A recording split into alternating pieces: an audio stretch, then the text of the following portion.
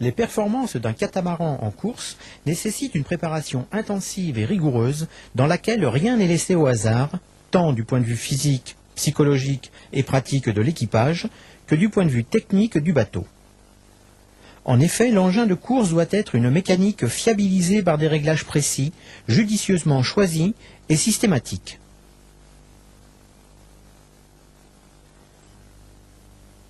L'exemple présenté, le Tornado, est intéressant car il s'agit d'un bateau de compétition appelé à être déplacé très souvent d'un lieu à un autre, ce qui veut dire démater, remater à chaque fois. Dans ces conditions, des repères sont indispensables pour retrouver les réglages particulièrement nombreux sur ce type de bateau.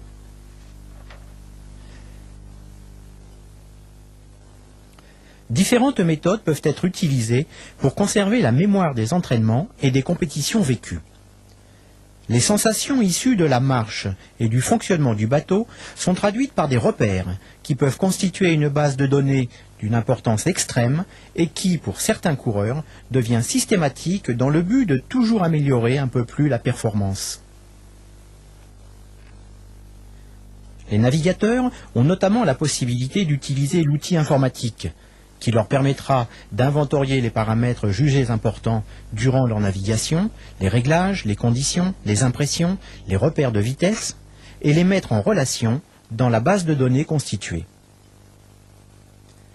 Ainsi, ils pourront, à partir d'une grande variété de situations, retrouver les tendances qui se détachent et adapter les réglages pour un meilleur fonctionnement du bateau. Cette méthode présente deux avantages. D'une part, elle est plus fiable et plus précise que la mémoire humaine, car aucun paramètre n'est oublié. D'autre part, elle permet d'effectuer des études comparatives très approfondies de navigation sur différentes périodes ou conditions. La démarche d'optimisation des composantes technologiques passe par une pratique de mesure à terre et d'essai sur l'eau.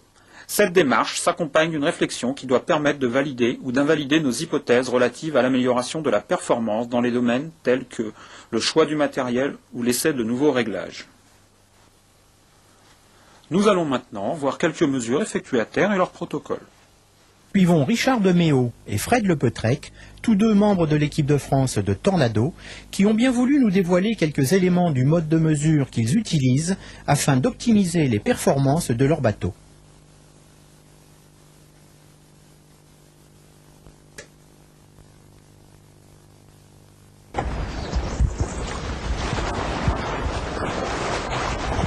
Oui, Richard, tu vas tenter quoi comme mesure? Ouais, une grande mesure. Non, on fait on calcule, en fait, on change souvent l'angle des barres pour voir par rapport au guindon de la voile ou au pressing du mât.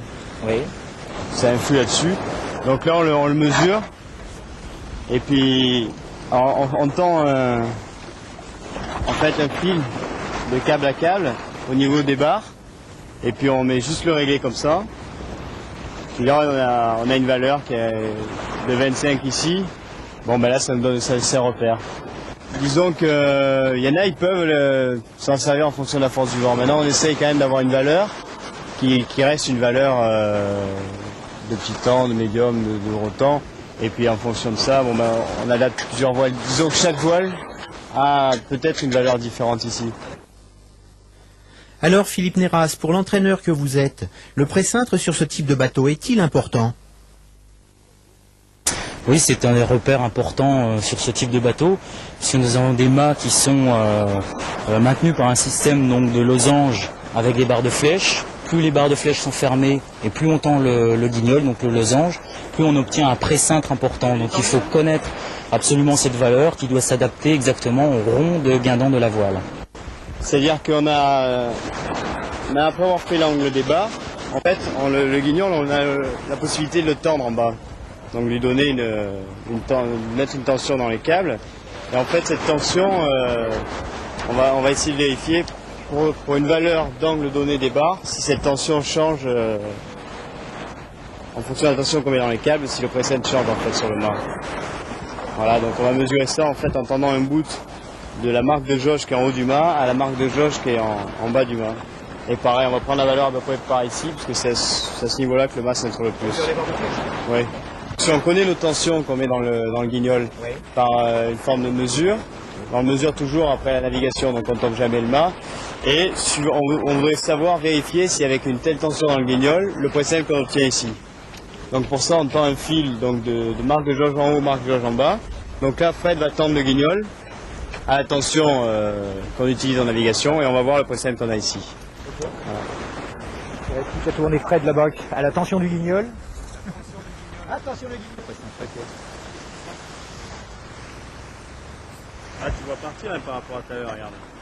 Tout à l'heure, on était 9, ah oui. et là, regarde.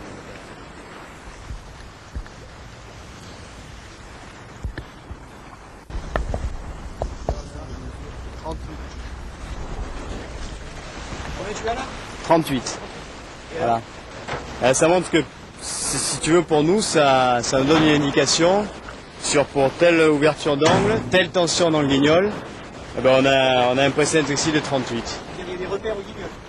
Il y a un repère au guignol. Alors, il y a un repère visuel, c'est un petit réglé ou une mesure faite au marqueur. Ça nous sert en navigation quand on le change en fonction de la force du vent. Et puis ensuite, à terre, on a surtout ce repère-là qui est valable, c'est le tensiomètre. Qui nous donne en fait les kilos de tension qu'il y a dans le guignol. En fait, ce repère qu'on utilise parce que la petite réglette, eh bien, il suffit qu'on casse le guignol si on est amené à changer de câble. Les câbles n'ont jamais la même longueur. Donc automatiquement, ça nous change le repère à la réglette, seulement la tension, elle reste toujours la même. Fonduleuse de guignol. Là, je détends le guignol qui revient sur un ridoir sur la face avant du mât. Ce qui permet donc avec un seul réglage de répartir la charge symétriquement sur les deux câbles sans s'embêter avec un équilibre latéral, quoi. Donc on peut détendre, on compte le nombre de tours. Une fois qu'on a la référence de départ, que ce soit le pré-cintre ou la valeur de barre de flèche, après on compte le nombre de tours qui nous permet de le retendre dans la brise ou de le détendre dans le petit temps. Et c'est avec le nombre de tours qu'on comptabilise, qu'on sait où on en est pendant la navigation. Parce qu'autrement, il n'y a pas moyen de faire ces mesures-là en mer, évidemment.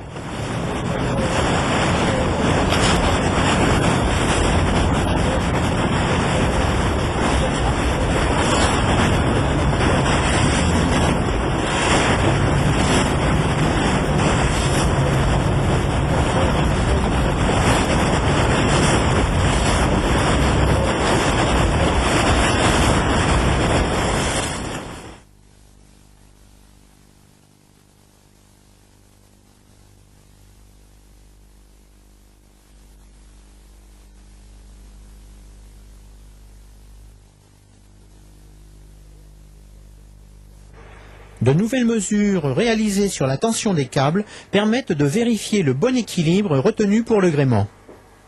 Une deuxième donnée qui nous permet,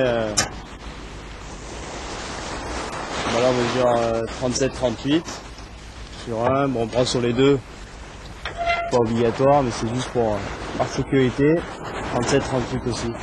Donc ça, c'est une mesure qui nous permet de fixer un peu les données entre les barres, la tension des guignols, et qui nous permet aussi, au cas où on change de câble, on reprendra 37-38 plutôt que le repère qu'on a ici. Parce que le repère qu'il y a ici ne vaudra plus rien dire si on a des câbles plus courts ou plus longs. Puis c'est une mesure aussi qui nous permet de comparer nos résultats entre coureurs.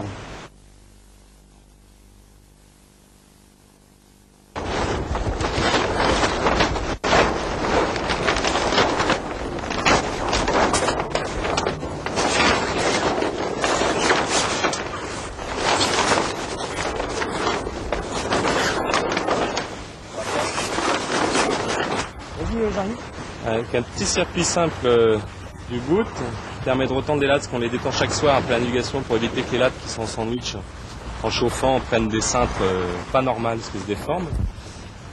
Et ça évite de les fatiguer. Un petit nœud plat en tendant le gousset de façon à ce qu'il soit tendu simplement, juste mis en tension pas exagérément pour éviter que le creux défini par le voilier soit contrarié par celui de la latte. Donc le but c'est de tenir la voile, mais c'est pas de la contraindre. On rentre les deux brins morts pour éviter qu'ils fassent avec le vent, on les rentre dans le gousset, et on est sûr que le nœud ne se défasse jamais. Alors la latte sur la baume, c'est pour, en fait, comme les voiles sont On utilise des lattes plus ou moins souples en fonction de la force du vent. Donc quand on part pour la brise, on emmène plutôt une latte raide dans la voile. Et si jamais le vent descend en cours de navigation, il faut qu'on puisse adapter la voile avec des lattes plus souples qu'on emmène sur la baume. Alors en fonction des voiles, on amène la première, la deuxième ou la troisième. Ça dépend du creux maximum de la voile. Une voile creuse nous oblige à changer 3 lattes, une voile plus ou moins plate permet d'en changer qu'une. C'est ce qu'on emmène.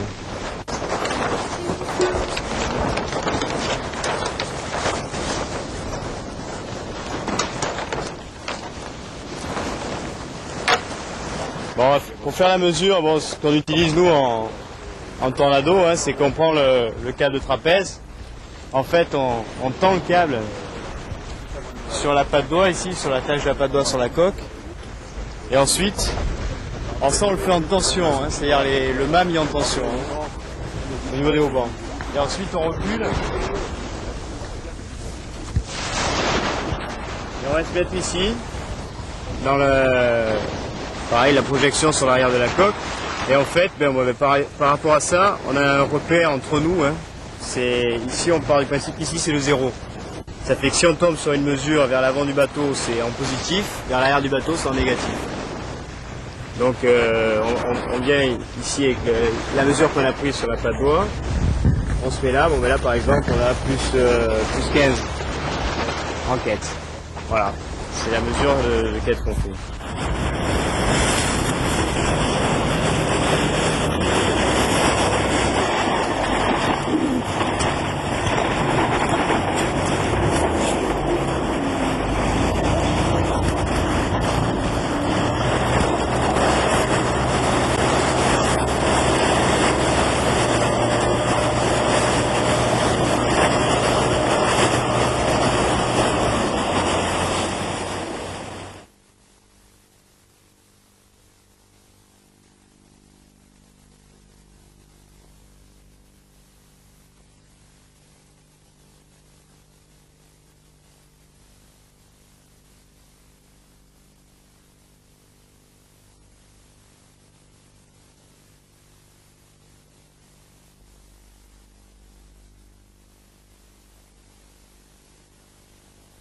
Un point 4 aussi, et c'est devant derrière qu'il faut le prendre. Hein. Les safrans sont bien parallèles, pour éviter, comme c'est une plateforme bien raide, il n'est pas nécessaire de les pincer comme sur d'autres catamarans, ce qui arrive sur d'autres bateaux plus souples. Là on a besoin que les safrans soient exactement parallèles, parce que l'ensemble est parfaitement solidaire. Donc il y a une mesure à prendre sur l'attaque du safran, en haut et en bas, une mesure à prendre sur la fuite, et qui logiquement doit être exactement équivalente. Ça fait 4 mètres de l'autre côté. Donc on le fait une fois en haut, une fois en bas, à l'attaque, une fois en haut, une fois en bas sur la fuite, et les 4 mesures doivent être identiques. C'est bon. Qu'est-ce que vous faites là? Alors là on prend un repère sur la... On va vérifier la compensation, donc on prend une mesure par rapport au tableau arrière, la même sur les deux coques, et puis en fonction, à partir de cette mesure qui est sur la ligne de quille, on va mesurer la distance entre ce point et un point fictif sur le safran, mais ça peu importe, chacun peut le définir, mais sur la partie basse du safran. Et les deux mesures doivent être identiques également pour garantir la compensation des deux safrans. Là, il y a 1,75 m. Ouais. Il y a quoi? Ça fait 5 000. Ouais. 118. Non, 180, pardon. Ok. Il y a un petit écart, mais comme les lames sont pas... Il y a un petit écart de 5 mm. Donc sur la barre, ça ne se sentait pas en sensation, mais par contre, comme c'est des safrans qui ne sont pas exactement de la même origine, puisqu'il y en a un qu'on a cassé récemment, donc il y en a un qui a 2 ans de plus que l'autre, c'est possible que dans le profil de la définition, la géométrie même du safran, il y a une petite différence.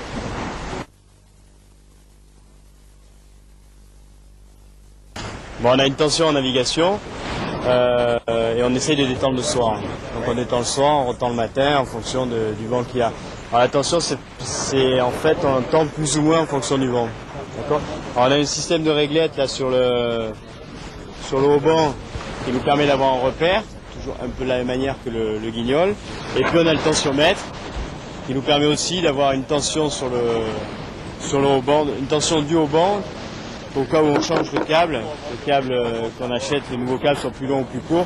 C'est ça, la réglette, la mesure va obligatoirement changer, mais on aura toujours la même tension. D'accord? Alors la méthode pour détendre le soir, en fait, ce qu'on fait, c'est que on enlève la fixation là, puis il y en a un qui se pend au câble et puis on tourne ici. C'est un système de vis, en fait. Hein. Voilà. Et pour retendre, on fait la même chose avec... alors soit si on a vraiment beaucoup de tension, on met la voile et puis en bordant avec les coudes, on retend. Alors souvent la reprise de tension, on la fait sur l'eau. Oui.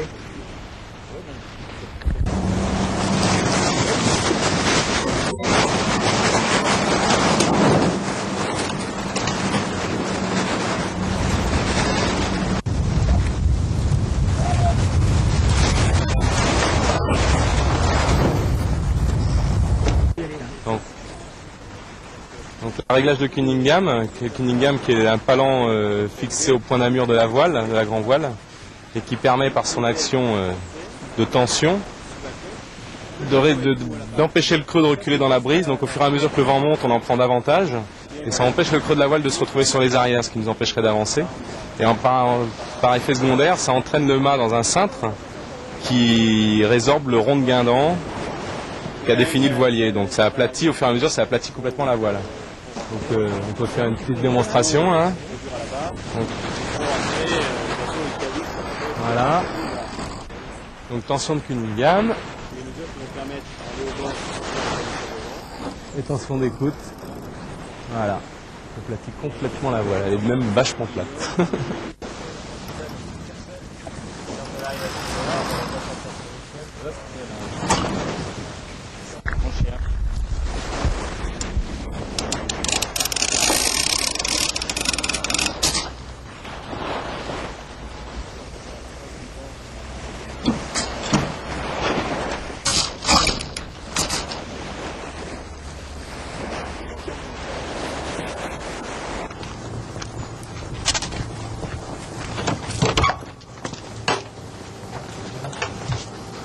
Alors pour caractériser une latte, dans la continuité des mesures de tout à l'heure, on va les caractériser sur deux axes. Le premier c'est la rigidité et le deuxième c'est le pourcentage de ce qui constitue le creux maximum. Alors pour la rigidité, ça passe par un pèse-personne et sinon c'est contre un mur. Dans tous les cas, on mesure la latte et on enlève 10%. Alors ici elle fait 170, donc j'enlève 10%, je me retrouve avec 153 et je vais précontraindre ma latte jusqu'à 153.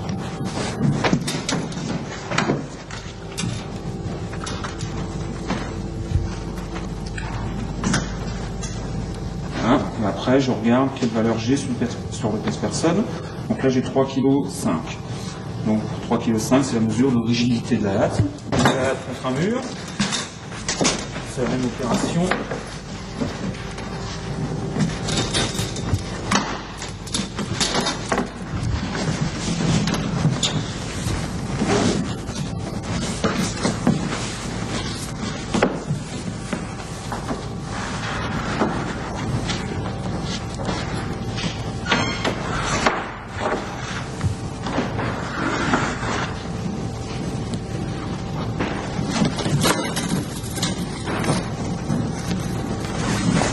Une fois que ça s'est effectué, on regarde où se situe le maximum.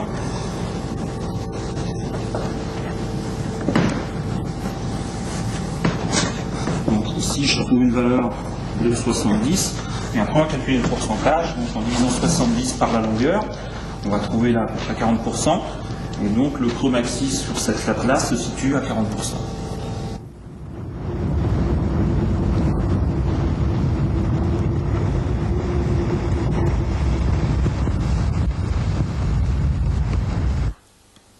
Sur l'eau, il s'agit de tester le matériel ou les réglages par une comparaison avec un ou plusieurs bateaux de référence. Ce speed test nécessite un questionnement quant à sa validité, notamment sur les points suivants: égalité de départ, interférence possible du vent, du courant ou d'autres éléments, et investissement des partenaires.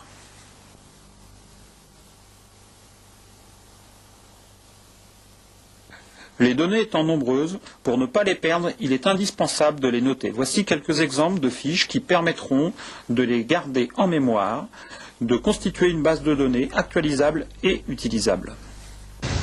Alors pour essayer de systématiser un peu toutes nos navigations, on essaye tous les jours de relever tous les paramètres que nous avons jugés importants pour chaque navigation. Et ensuite, au retour de chaque navigation, nous notons donc les différents paramètres que nous avons utilisés sur l'eau, les différentes impressions et repères de vitesse que nous avons pu relever par rapport aux autres bateaux avec qui nous sommes entraînés. Nous alimentons ensuite une base de données au jour le jour et qui ensuite donc nous permet sur un grand nombre de données d'essayer de retrouver des grandes tendances pour le meilleur fonctionnement du bateau.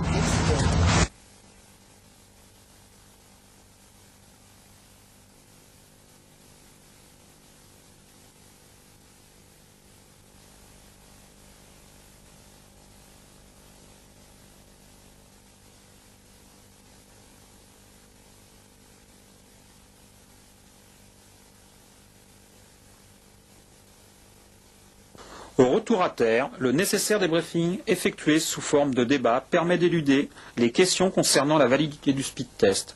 Chacun peut alors replacer sa performance dans le contexte des conditions dans lesquelles elle a eu lieu. L'évaluation est d'autant plus performante qu'il s'agit des regards croisés de l'équipage, des partenaires et de l'entraîneur.